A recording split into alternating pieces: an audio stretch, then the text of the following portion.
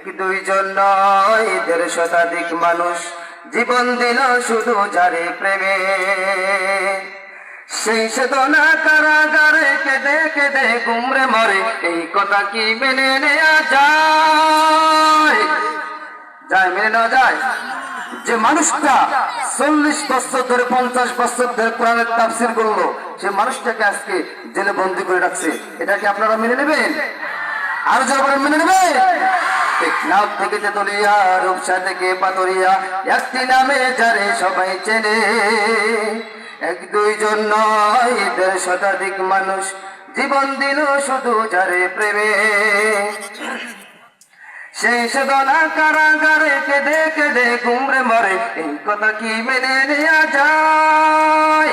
আমি সেই মানুষের মুক্তি চেয়ে যাই, আমি সেই মানুষের মুক্তি চেয়ে যাই, আমি সেই